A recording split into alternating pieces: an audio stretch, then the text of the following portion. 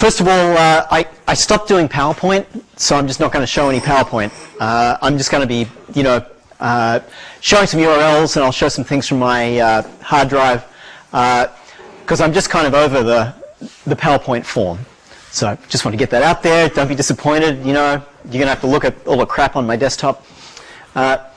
Secondly, I'm going to talk a little bit about this work from 2004, probably mostly about gamer theory, and then a little bit about the work I did later, which incorporates this sort of forthcoming book on situationists. So I'm just sort of really going to talk about three related bodies of work and try to map out a little bit of intellectual trajectory and explore a little bit the question, what might media theory be, and why would we do it? What exactly is that, and why would we do it?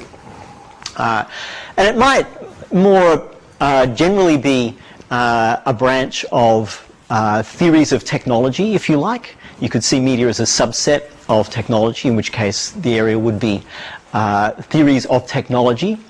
But I just want to draw your attention to the fact that even to say this is to make a statement. To the Greeks who gave us these two words would be a complete contradiction in terms, right? Theory, on the one hand, which comes from a word that essentially means contemplation, and then technology, on the other hand, comes from the word techne, which for the Greeks included both art and craft, but which was the very domain of the things not worth reflecting on. For Plato, they're completely separate realms. So immediately to put them together is to kind of cause some friction in the sort of larger conceptual universe in which we work, which means that a lot of what might pass as, theories of media theories of technology are immediately up against a problem that those theories rarely actually acknowledge. But it seems to me worth excavating a little bit the kind of fraught relationship between those two terms. The fact that in the Western tradition it's the very thing that ought to be impossible would seem to me to be the very reason to try to think it.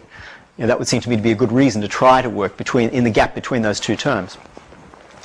And I think my own work is essentially attempts to make the claim that this would be the area of contemplative thought where one now gets the most purchase. So that the very thing one ought most centrally to do is to align the contemplative process theory with some version of techne, where surely the most interesting techne you could be involved in would be one that brings together both an art practice and a technical practice in the more restricted sense. So it seems to me this is the very area where one gets the most purchase on trying to think, if you like, the contemporary problem, the modern or contemporary problem that we are living in. So, three versions of a media theory, and I'll add one other term, a critical media theory.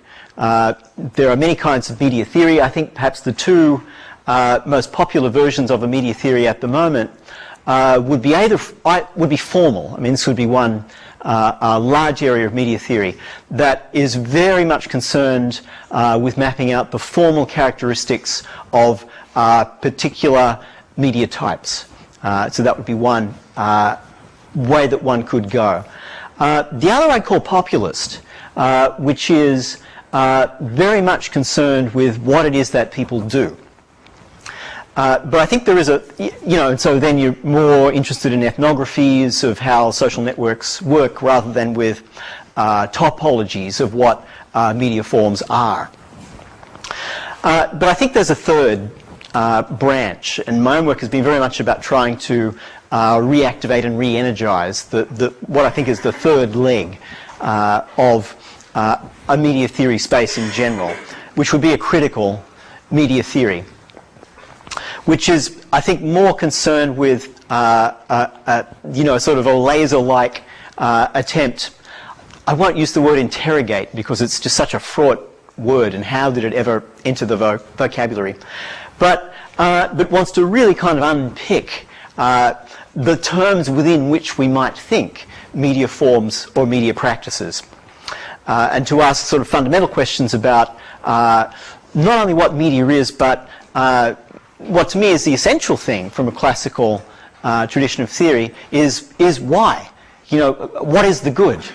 What is the purpose? Why? Why are we doing this? Why are we constructing media like this, and how might we construct it otherwise? So 3 attempts, 2 sort of constructions, and the third I'll come to a little bit of sort of historical work I've been doing lately as well, to cover the 3 most recent things that I've worked on.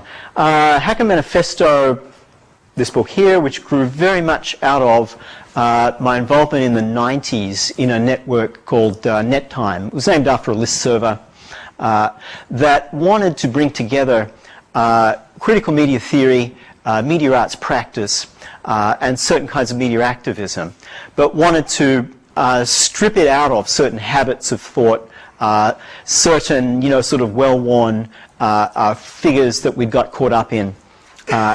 Could we kind of rethink the legacy of things like Frankfurt School media theory, to sort of move on for that, and to reconnect theories and practices back together again? And where it mostly ended up was a somewhat more tactical or pragmatic approach, both to doing media, which strikes me as fine, but also then to thinking media, which struck me as somewhat limiting. And so I wanted in this particular text to ask some sort of fundamental questions about media practice. And the thing that I was most interested in was ideas of sharing, the so-called gift economy that we now participate in media spaces. I can't believe I'm going to say this. At the turn of this century, these were perhaps somewhat eccentric things to be looking at, but is it not the case that one of the emerging dominant forms of media is a kind of shared one? That in a sense we've reversed the relationship between gift and commodity in media space. Where I currently work at the New School, there's a discussion about whether we should do cinema studies, which is like, well, we don't have a department about stonemasonry, so I don't know why we're doing cinema. I love cinema, but it's over. Yeah, as a form, it's become historical. So then what else would you call it? And it occurred to me, why don't we start a program in torrent studies? That would seem to me to be the most available form. Torrent could be a little unstable. Maybe it's not a term that will stay in the language all that long. But it seemed to me to designate one of the sort of central areas one needed to think, that the kind of architecture by which media operates has so fundamentally changed that the way that you now would mostly kind of get cinema is you would download it. And then the question is, how, given that the downloading could essentially be free, is there going to be a domain that's commodified?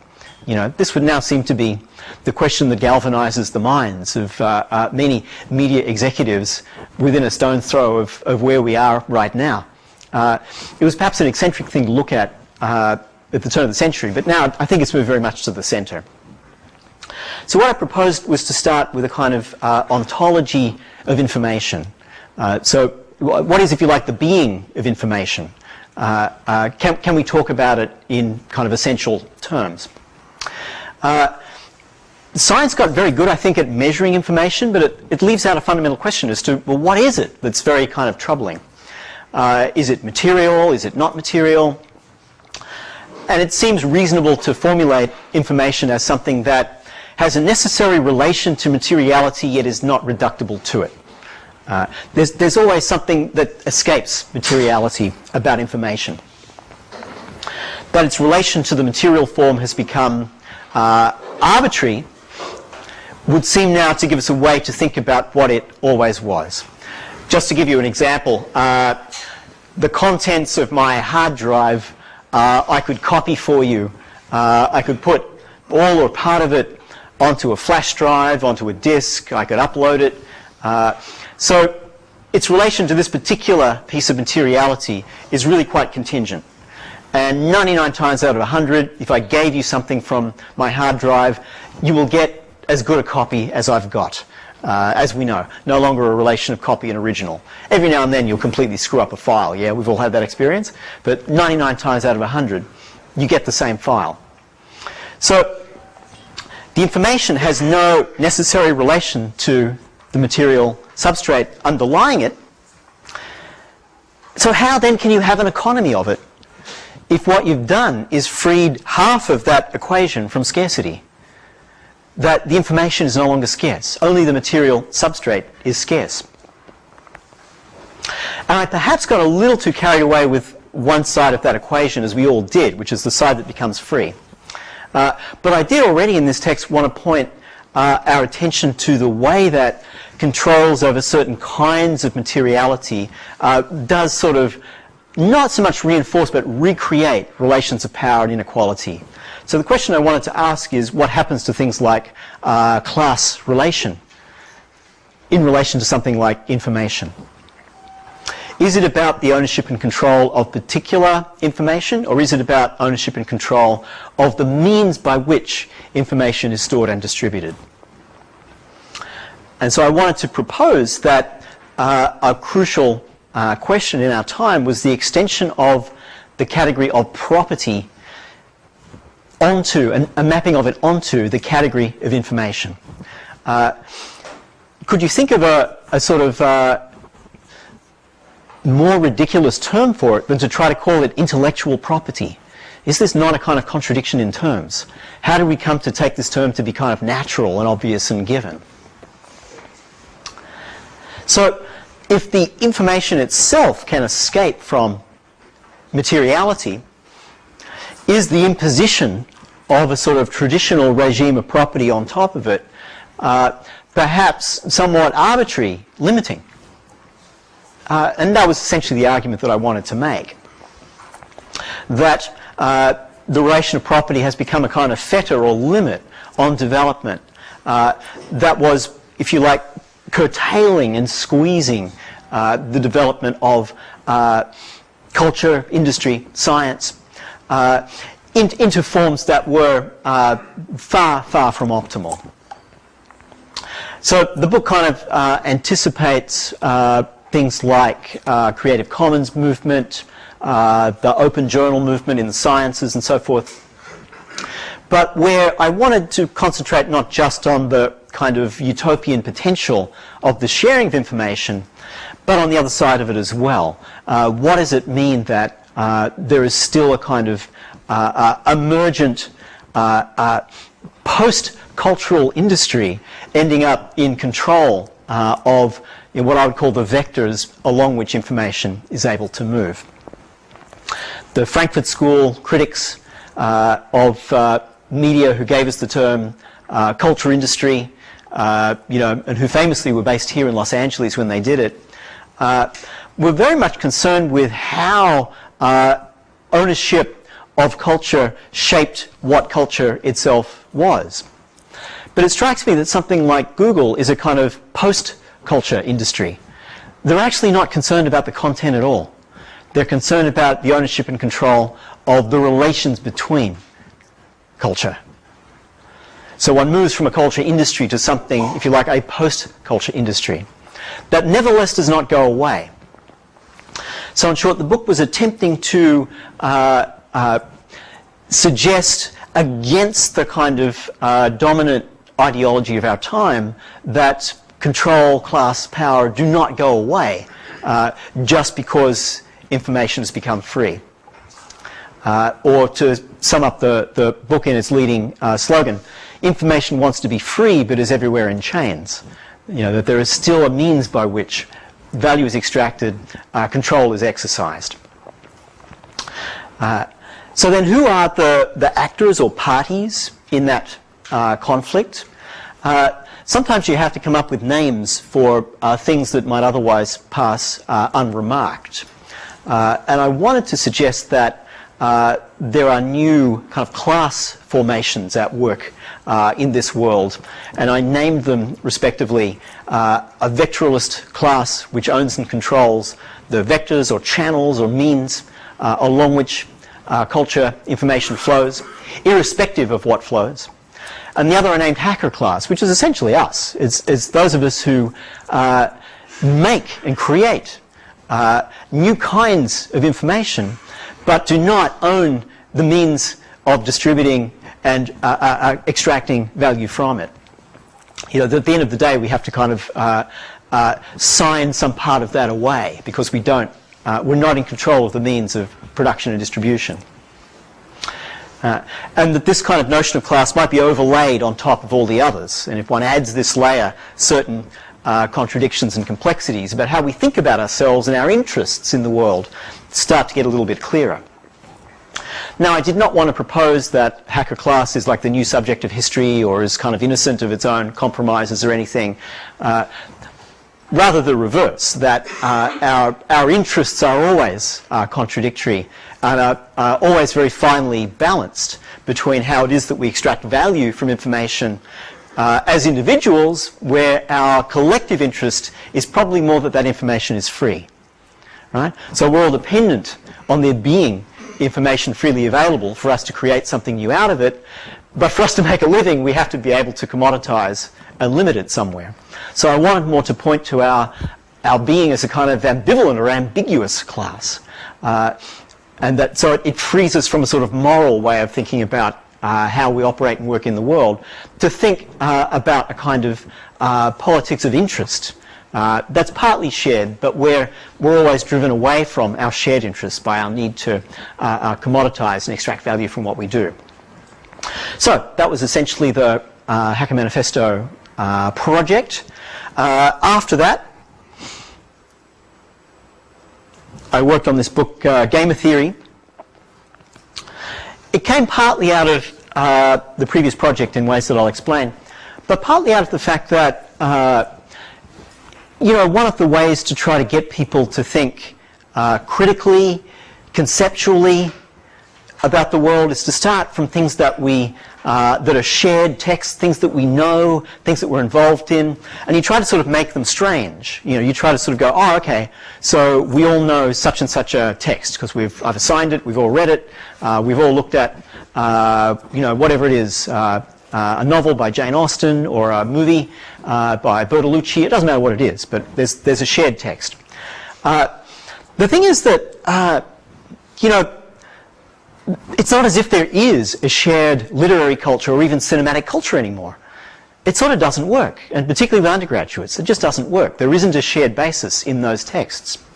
So then you might ask, well, what is the shared text that's in the room? It's hard to do through music because we all like different kinds of music, you know, and there's just so much of it. It's hard to do it with TV because no one even watches TV anymore. It's just on, you know. It's like wallpaper. We like doing wallpaper studies, you know. It doesn't work.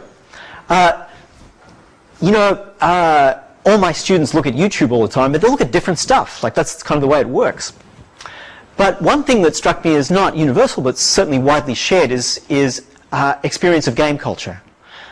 So, all right, how can we start with an experience of the game, whatever it is, and then work from there to a kind of critical understanding, not just of the game form, not just of the, you know, the ethnography of my own practice as a game player, but to use the game as kind of critical leverage to view our world and our relationship to it otherwise. You know, that struck me as what why I wanted to look at games in particular. I also found it was great to teach because I'm sort of, you know, average to below average at most games. Like, I kind of, you know, I've played games since 1973, but I never got particularly good. I mostly suck. So my students are better at it than I am. So it kind of equalizes the relationship in the classroom a little bit, you know. I did a chapter on the game Civilization 2, I think, or Civilization 3. No, I can't remember which one. I so sucked at it, I had to get my students to help me with like a certain stage in the game. So it kind of equalizes the relationship. It's a game where you do world civilization, yeah? It's like I thought I knew something about history. Major impediment to playing the game, as it turns out. It's like, oh, it's better to actually not know or think you know what history is to play it. So it kind of equalizes the relationship in the room. The other question about games, which is, you know, it's sort of where you start moving, you know, a bit further along, is there something specific about why games are if not a dominant, one of the dominant forms now? Do they tell us something about these times that are specific to these times? Is there a reason that the novel, for example, has its time and may have passed through it and beyond it? Is there a reason that cinema had its time? And while, of course, great films still exist, I love film culture, but it doesn't do the same work in the culture that it once did. Is there something that games do in the culture now that is specific to games and are reasons why people might be playing them? That struck me as the sort of the value-added question to ask. All right, so I just want to show you also something about the form in which one might ask such questions also struck me as kind of important. I come out of philosophy. Writing is what I do. It's the thing that I know how to do and really, really love. And so while I pay attention to media art, I remember I got invited to an advertising agency called McCann Erickson once. I'd written a newspaper column and I got this invitation. You never refuse these kind of invitations, you know. So I go over to this advertising agency and they usher me into the boardroom. You know, it's all these guys in suits. There was one 20-year-old woman in a miniskirt. She's pouring a scotch. You know, it's like, you know, these guys will sit around the room and they sort of say, all right, we read your newspaper column. What we want to ask you is this. We just spent $250,000 on a 4-country study that got exactly the same results you got in your newspaper column. We want to know where you get your information from. And I said, video art. They're like, what? We spent all this money on this study and we interviewed people, and I said, I just look at video art. It seems really clear to me that these video artists, you know, at this particular time, this was the early 90s, these video artists have just intuited something about a relation to the world. They're my antenna. You know, it's through artists that you perceive things you wouldn't otherwise perceive. All I have to do is then conceptualize it.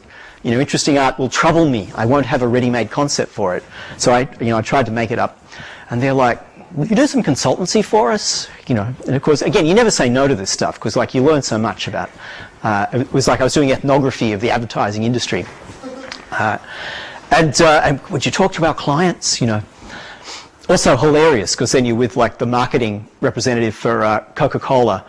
And you're sort of explaining stuff like, well, you know, a lot of young people today, like, they're not really watching the TV. It's just on while they do their homework, you know. So it's become environmental. And the marketing rep for Coca-Cola says, my daughter does that. I'm so terrified by this. What's happened to the world? You know, advertising is really awful. It's like, but that's the industry we're in here. You know, like, it's what we're doing. You know, it was like this weird moment of like reflexivity within the belly of the beast. It's like, wow, it's like we share the same problems living in this particular culture. At any rate, digression. I wanted, with game theory, to experiment with the form within which one would think and write, which is why, in collaboration with the Institute for the Future of the Book, we designed an interface so that the book in its draft form could be made available to a public who would sort of comment on it. There's a lot of talk these days about what happens to writing in the book in a sort of digital era. There's a lot of moral panic about it. I'm sort of never of that school. I'm always looking for what's possible, what's interesting. But certainly it's a problem. I mean, you know, you want to write a 50,000 word text, it doesn't work very well on a screen. You know, there is a certain barrier or problem there. So one problem I wanted to think about is, well, how can you construct forms for reading and writing using a kind of digital space and digital tools? When the Institute of the Future of the Book approached me, they'd read Hacker Manifesto and they said, you know, well, you know what we do, we're about this network book thing. How would you have liked to have written a Hacker Manifesto like live with an audience who could read it as you're writing it and work with you on it? And I said, hell no.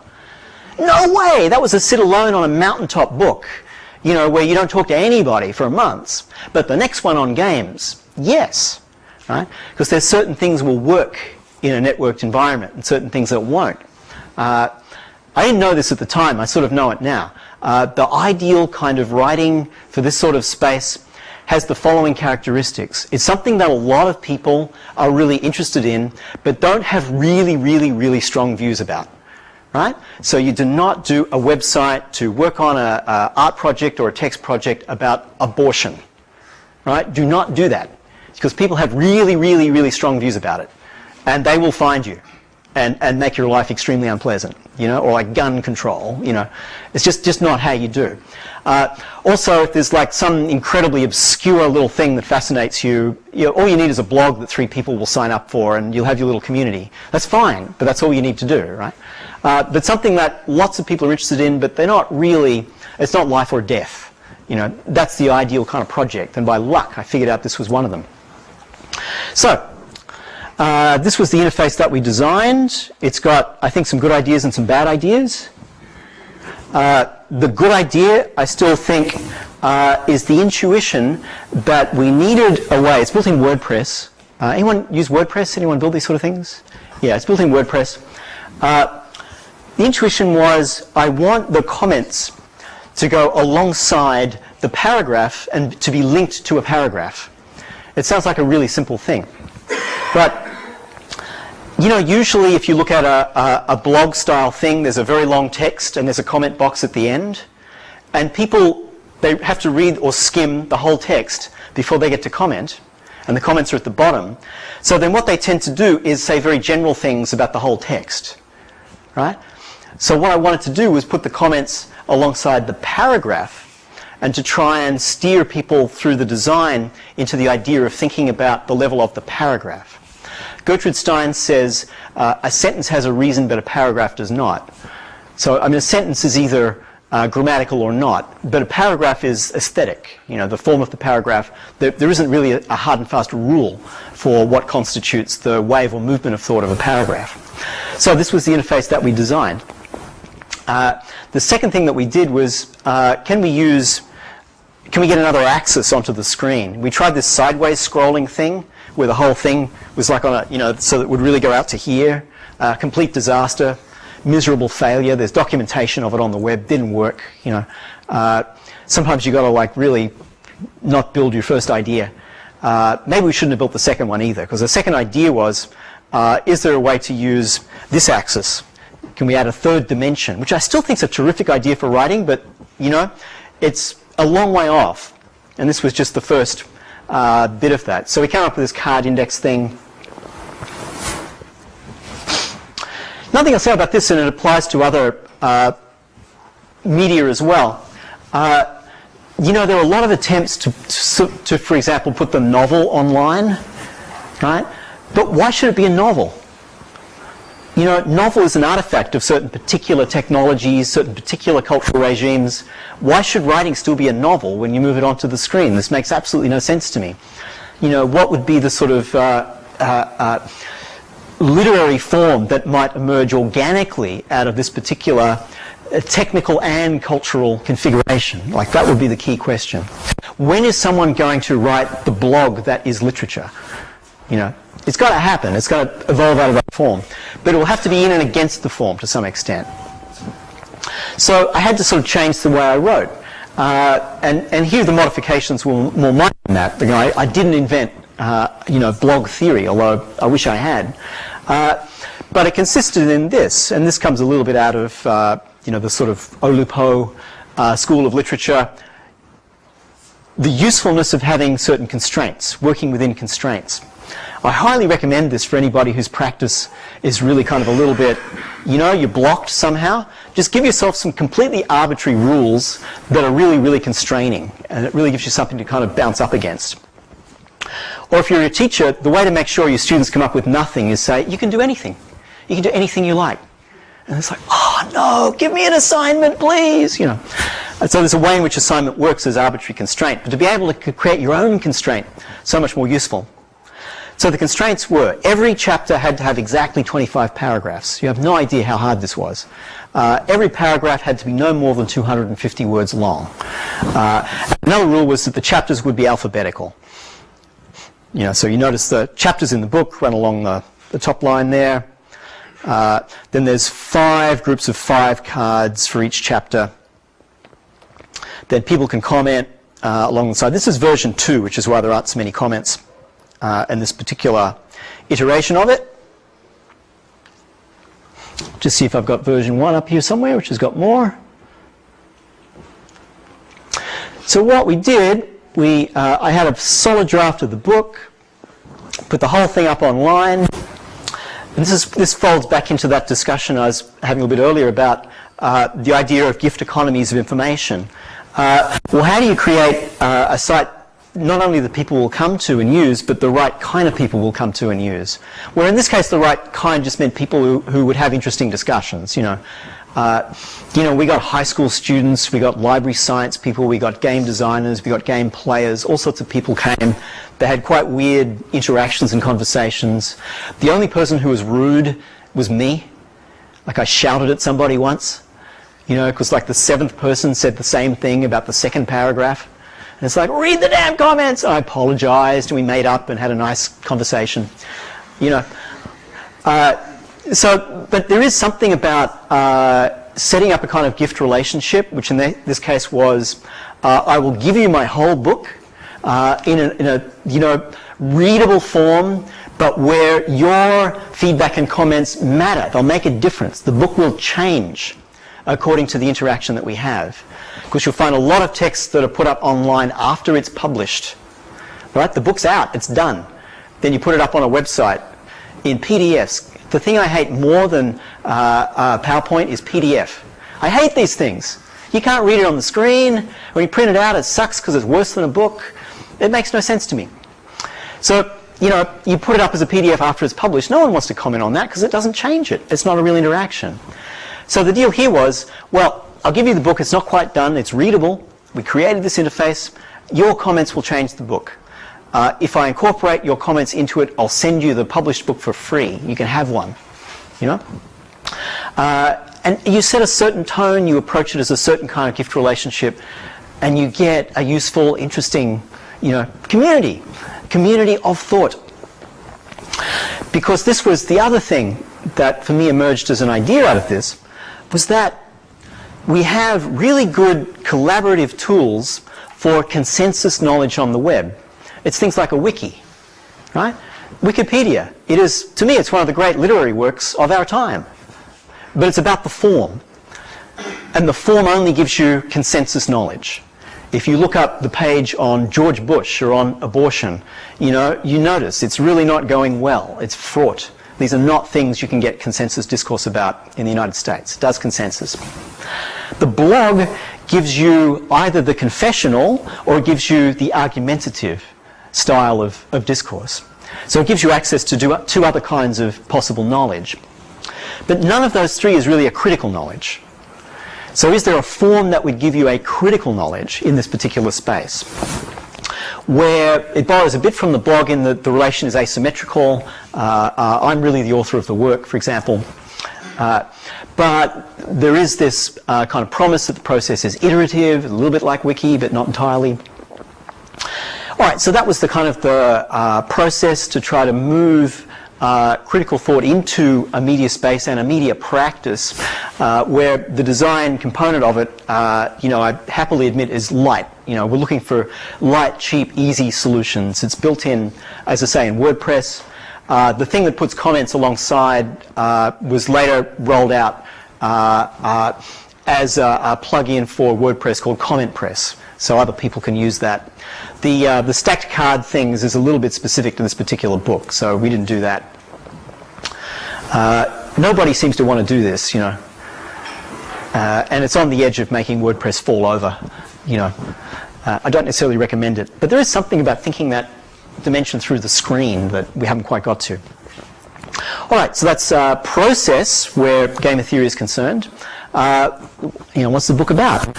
As I mentioned, is there something about game that's specific to these times? It struck me as a key question to want to ask. And the conceit of the book, it starts with the allegory of Plato's cave. I don't know if you know this, but Plato in Republic, he sort of says, well, assume there are prisoners in a cave who can only see shadows cast on the wall.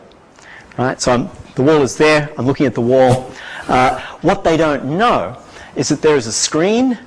On the other side of the screen, people walk backwards and forwards, carrying various things. There's the sun. The sun cast on them through the screen is projecting the shadows on the wall. We all take the shadows to be the world. The task of the contemplative of theory is to get out of the cave and see the sun. And then there's a very ambiguous part where Plato sort of says, should you go back and tell the other people? Should you? Under what conditions? There's a sort of ambiguity about this part. And the other part that people don't talk about so much in this text is his answer as to why do people stay there anyway? Even if someone came and told you, hello, sun is over here, why would you stay in the cave? And the answer is, you could get good at guessing what moves, what shadows are coming, right? So you would know, after that one comes this one, and there are prizes. People stay for the prizes because the shadows are a game. And so I thought, Maurice Cornford, the great interpreter of Plato of the 1930s, had said, Plato is talking essentially about cinema. But I thought, actually, no, he's talking about the game. But it would just be kind of commonplace to say, oh, games aren't real, go and live in the real world. And the one thing you want to avoid in a kind of critical approach to knowledge is the commonplace. It's not consensus, it's not argument, it's always a diagonal outside of either of those. So the way I started game of theory is sort of the opposite.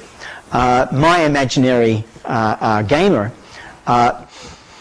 comes out into the world and discovers that the rest of the world looks like the game and might in fact be a less perfect version of the game. Is it not the case that so many aspects of our everyday life seem game-like? Doesn't college seem kind of game-like? Doesn't this election seem like just some sort of game, In fact, it is. I talked to someone who was describing to me how the consultants just have software that organises it all. You can organise the candidates' mailing list, schedule, media buys, the polling. It's all in one software application. It's just like you're running it like a game. It all seems game-like. But the games in the so-called real world never quite seem terribly fair. The rules never quite seem very explicit. There's always something not quite right about these games. Maybe actual computer games are interesting because it is where certain promises are actually kept. It's where the level playing field really is level. Right? It's where if you compete, you really do actually get ahead. Maybe the kind of ideological secret of the game is that it's more perfect than the world, not that it's less. Games are this society perfected, where there is a level playing field where competition actually does give you a result and makes you feel like you actually won on your merits. So that was the kind of opening conceit of the text.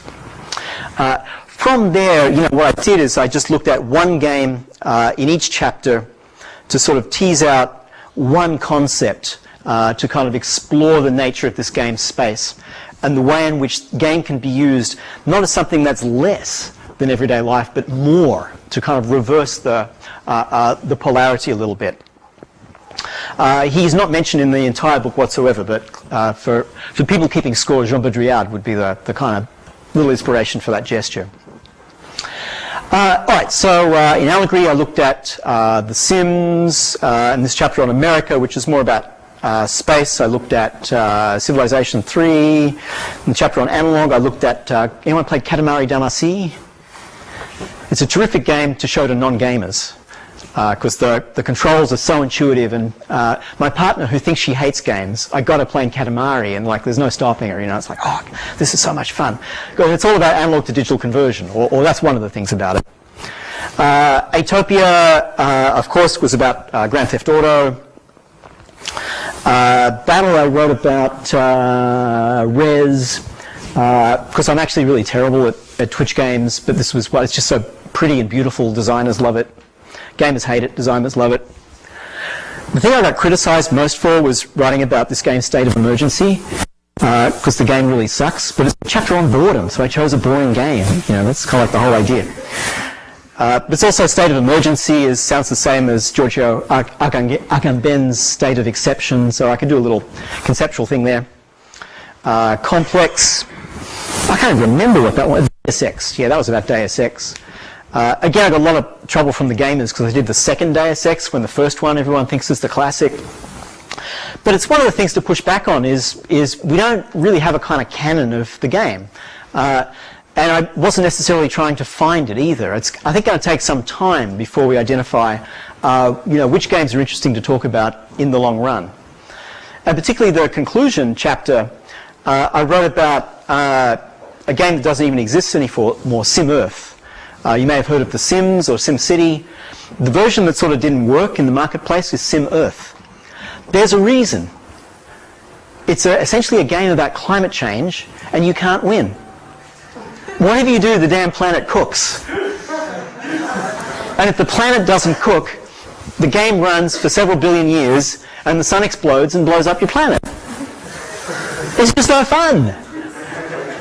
You know, you can see why Will Wright is doing this thing called Spore, where there's like an infinite number of possible planets, you know? So you can, and of course it does this wonderful thing with scale. You can go from amoeba to galactic empires. But it gets you out of one of the limits of SimEarth, which is that you can't win the damn game. It's depressing. It's the thing about it. But it struck me as extraordinarily prescient work, to have modelled climate change in a computer game in 1993. I think that's when it came out. When this was still something that, people were not taking quite so seriously as now. But it seemed to me to be a nice way to sum up this sense of both the feeling of the enclosure of the whole space of the Earth into a kind of game. Call it what you like, kind of a neoliberal space.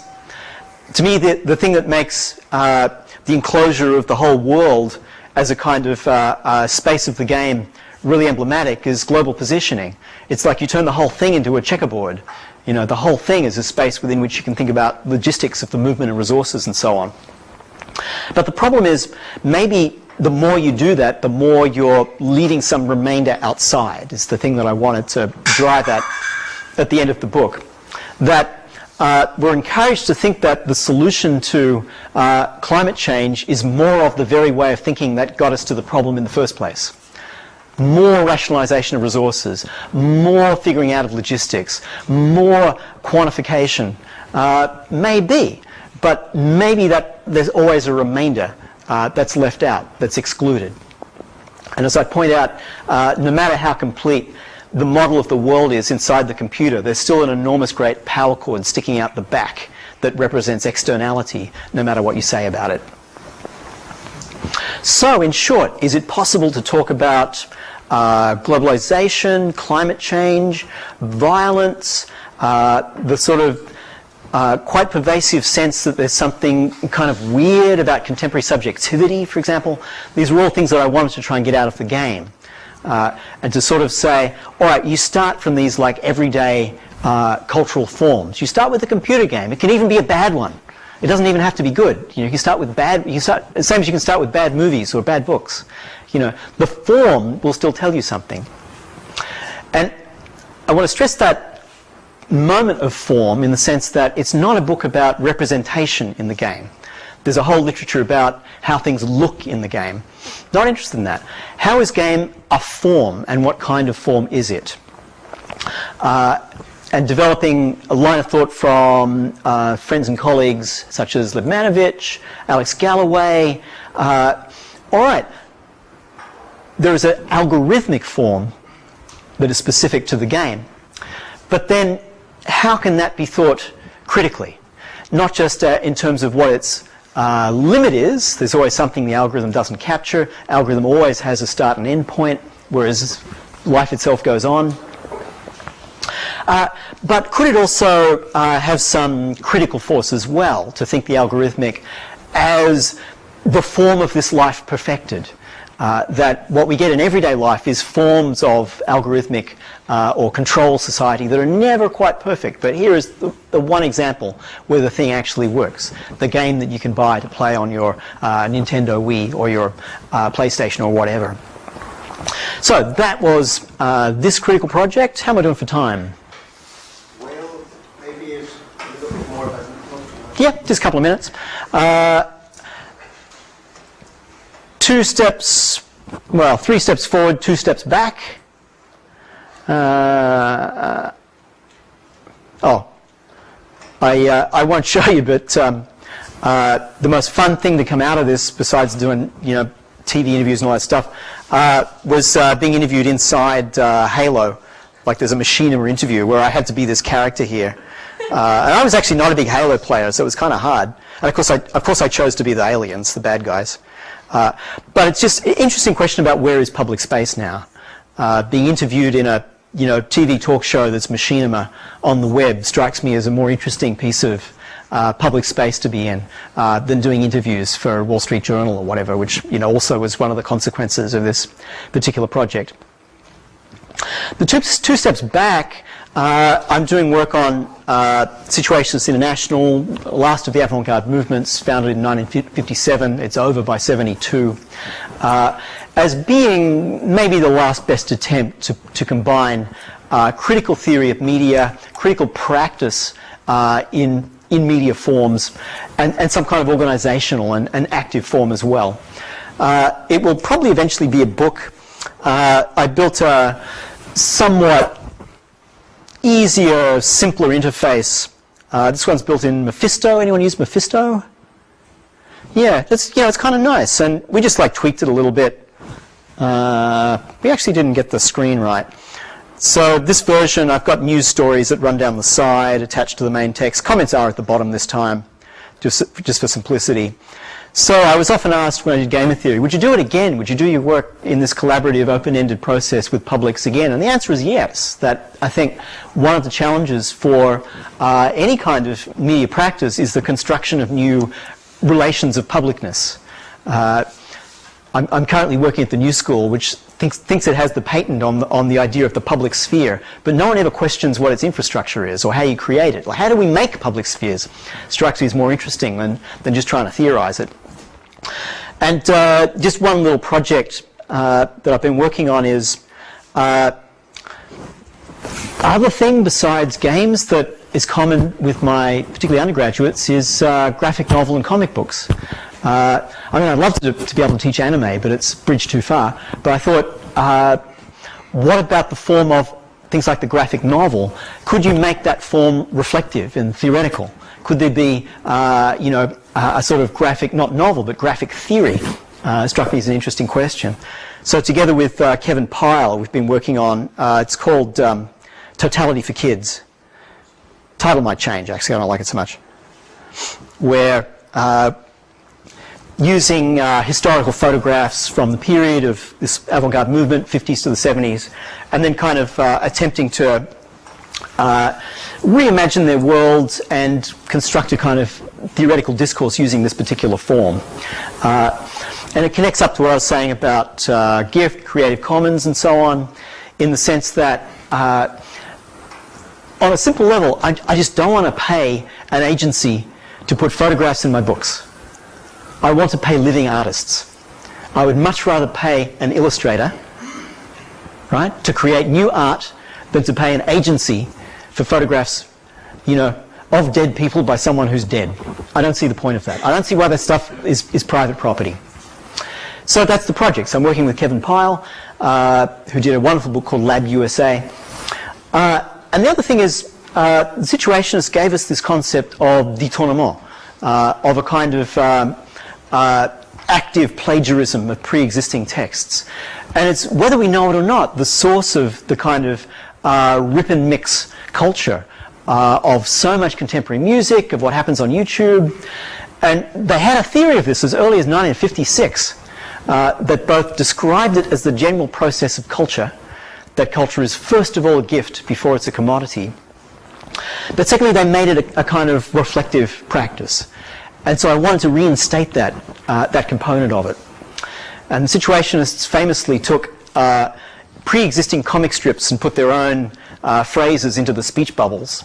So Kevin and I have done reverse détournement. We're taking their phrases for the speech bubbles and putting new art around it, where my role is essentially as the editor of the texts, to kind of find the elements, to construct a kind of thread to maybe the last best body of critical thought and practice from the, if you like, the heroic modern period, through which we might be able to kind of reimagine the present.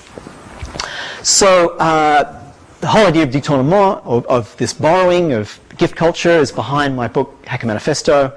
Their whole interest in play is behind my book, Gamer Theory. So I thought, I've got to actually go back and do the history part properly. You know, sometimes you need to take the 2 steps backwards to take the 3 steps forward, rather than kind of take the kind of intellectual and critical history as given, to sort of go back and find the unexplored byways and move forward again, to give us a sense of continuity but also of break. One could not practice in the way that these guys practiced now. And the very interesting question is to ask why. Why do these practices not work? How does it give us leverage to think about how these times are not like the kind of industrial capitalism of the 1950s to the 1970s? So, in short, my interest is in a critical approach to media theory, as paradoxical as that is. If one comes from philosophy, it ought not to be thinkable. But where I like to do it both personally in connection to some kind of media practice light, you know, these are very, very simple tools. My technical abilities are limited. Where one of the things that is a constant source of reflection for me is what artists do with media and with technologies. You know, that to me is interesting when it provides objects that are intuitively interesting but which don't conform to an existing category. Right? Which are not illustrations of a theory. And so, you know, that to me is the practice, the last part of which would be to be able to think it as a kind of broad and deep tradition. And this is the hard part, I think. You know, if one is trying to make something, the last thing you want to be told is that a million other things have been made before you. But in some sense, it's the part that one has to grapple with subjectively, I think, to have a successful practice as writer or artist, because it does give one a certain humility. You know, oh, I'm not the only artist or writer in the world.